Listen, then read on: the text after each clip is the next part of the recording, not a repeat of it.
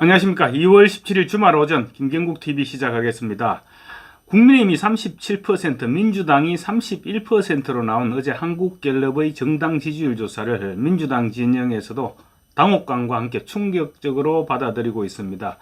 굉장히 쇼킹한 추세이며 이대로라면 리더십과 공천 대결에서 압도하고 있는 국민의힘은 계속해서 상승 곡선을 그릴 것이고, 민주당은 반대로 하락 추세에 탄력이 붙으면서 국민의힘이 압승할 수밖에 없을 것이다, 이런 우려를 내놓고 있습니다. 사실 이 같은 결과는 어느 정도 예견된 부분이기도 합니다. 국민의힘 한동훈 비대위원장은 모든 초점을 이기는 공천에 맞춰왔죠. 하지만 민주당 이재명 대표는 방탄 공천에 초점을 맞춰왔습니다. 국민들도 눈과 귀가 있는데 보고 들으면서 이 사람들이 어떤 행동을 했는지 모두 알고 있는 것입니다. 민주당 싱크탱크인 민주연구원 부원장 출신인 최병천 신성장 경제연구소 소장이 어제 나온 국민의힘 37%, 민주당 31%의 한국갤럽 정당 지지율 조사 결과에 대해서 추세가 굉장히 쇼킹하다, 이렇게 말했습니다. 민주연구원은 민주당 중앙당 소속의 정책연구소입니다. 당의 중장기 정책과 공약은 물론이고 비전을 제시하고 또 선거 승리를 위한 분석, 그리고 동력을 제공하는 등의 역할을 수행하는 그야말로 당의 브레인이라고 할 수 있습니다. 민주연구원 부원장을 지냈다는 것은 그만큼 당의 속사정을 잘 알고 있고 또 전략 마인드도 갖고 있는 사람이다, 이렇게 볼 수 있을 것입니다. 그런 최 소장이 국민의힘 지지율은 왜 오르고 민주당 지지율이 왜 떨어지는지에 대해서 이렇게 얘기했습니다. 공천 국면이 본격화되면서 국민의힘 약점은 보완되고 있는데 민주당의 약점은 오히려 강화되고 있기 때문이다, 이렇게 분석했습니다. 사실 한동훈 비대위원장 취임 이후 국민의힘은 계속해서 상승세를 이어왔고 민주당은 정체성을 보여왔습니다. 그런데 이제 공천 국면에 접어들면서 국민들은 상승된 안정세를 보인 반면 민주당은 심각한 내부 분열이 표출되고 있죠. 이런 부분들이 여론조사에 반영되고 있다는 것이 전문가들의 분석입니다.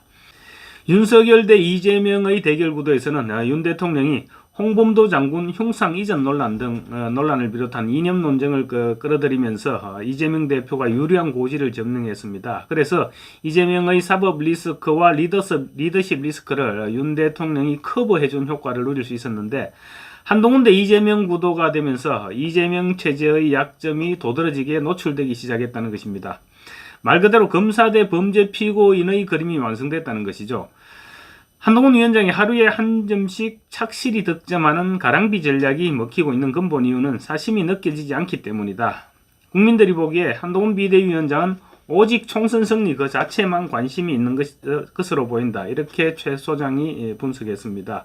최 소장은 그러면서 우발적으로 발생했던 1월 3주차의 대통령실과 국민의힘 당의 갈등은 한동훈 위원장의 사심없는 총선 승리 의지가 유권자에게 전달하는 분기점이 됐다, 이렇게도 강조했습니다. 한 위원장은 사실 취임사를 통해 총선 불출마를 선언했죠. 그 이후로 또 시간이 있을 때마다 이기는 공천을 하겠다, 내가 이기는 공천을 하지 않을 이유가 없다, 나는 당에 빚진 사람이 한 명도 없지 않느냐, 이렇게 말해왔는데 그런 부분들에 대한 진정성을 국민들이 인정해주고 있는 그런 분위기입니다. 최 소장이 그런 한 위원장을 정확하게 꿰뚫어 본 것입니다. 한 위원장은 이 같은 헌신적 행동은 민주당 이재명 대표와는 너무나도 대조적으로 비칠 수밖에 없겠죠. 이재명 대표의 공천 과정을 보면 그야말로 엿장수 공천입니다. 후보자 적격 심사 단계에서부터 마음에 드는 사람, 그러니까 쉽게 말하면 우리 편에게는 한없이 너그러운 잣대를 들이댔습니다. 반대로 적군이거나 적군이 될 가능성이 있는 사람들에게는 더 가혹한 잣대를 들이대는, 그러니까 공천 시작 단계에서부터 이중 잣대를 들고 있었고 지금도 엿장수식 공천은 계속되고 있는 것입니다. 이 대표 엿장수 공천은 한두 가지 경우가 아닌데 최 소장이 이런 부분들을 잘 지적했습니다. 최 소장은 국민들은 민주당의 공천에서 이재명 대표의 사심을 진하게 느끼고 있다. 추미애는 되는데 임종석은 안 된다? 앞뒤가 하나도 맞지 않는 말이다, 이렇게 힐난했습니다. 기준이 만약에 문재인 정부 관계자라면 두 사람, 임종석, 추미애 두 사람 다 안 되는 것이죠. 임종석은 비서실장, 추미애는 법무부 장관, 둘 다 문재인 정권의 핵심 역할을 했었습니다. 또 윤석열 정권 탄생의 책임을 묻는다면 그렇다면 임종석보다는 추미애 전 법무부 장관이 훨씬 더 큰 책임이 있다고 할 수 있겠죠. 추 전 장관은 일부에서 보수의 어머니 이렇게까지 불렸습니다. 왜냐하면 추미애 전 장관이 법무장관을 하면서 윤석열 당시 검찰총장을 너무 키웠기 때문에 지금 윤석열 정권이 탄생할 수 있었다. 이런 얘기입니다.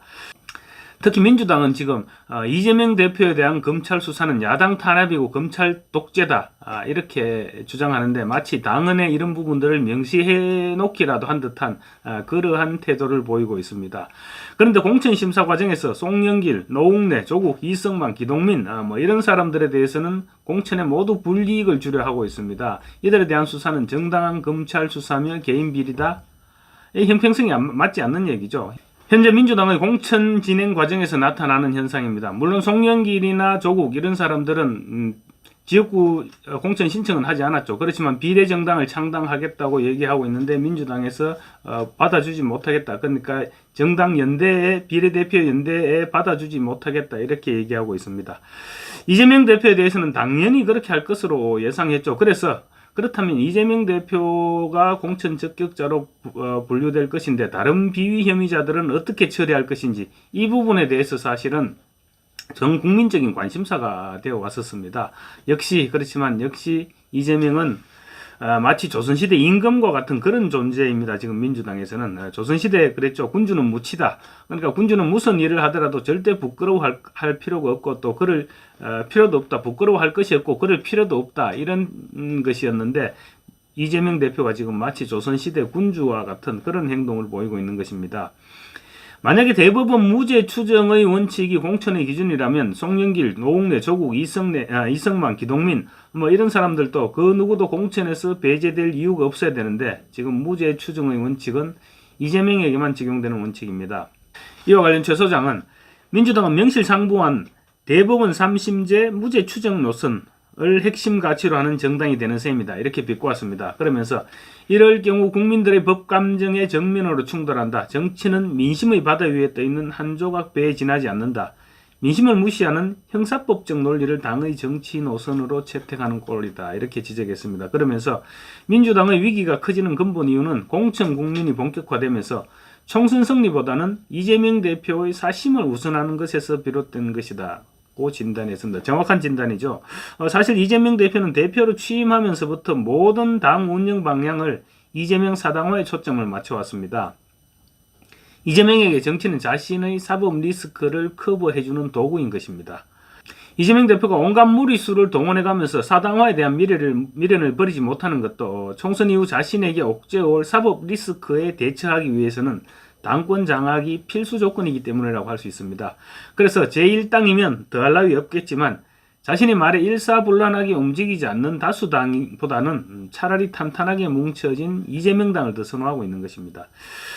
최근 이재명 대표의 공천 과정을 보면 이 같은 생각이 막연한 추측이거나 비꼬기 위한 비유가 아니라 실제로 그렇게 하고 있다는 점 모두가 느끼고 있을 것입니다.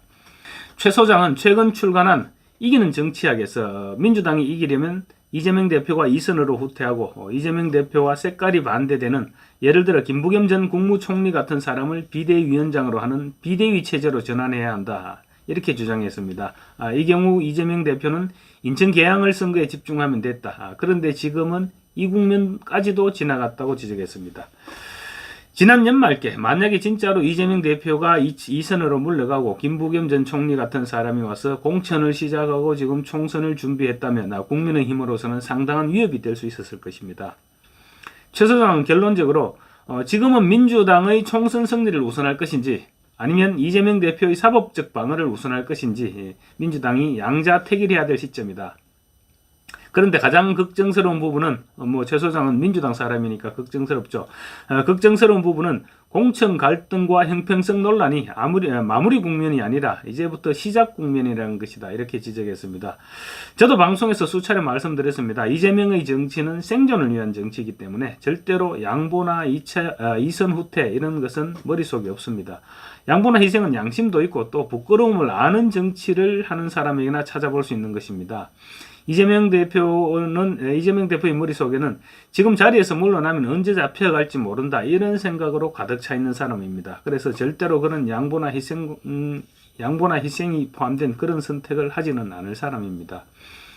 이재명은 지금 이 같은 열세를 온갖 좌파 세력, 심지어 종북 세력까지 포함시킨 민주대연합으로 만회해보려고 하지만 지금 민주대연합에 합류하는 세력들의 정체가 하나하나 드러나고 있습니다. 그래서 결국은 이조차도 역풍을 맞을 수밖에 없을 것입니다. 감사합니다.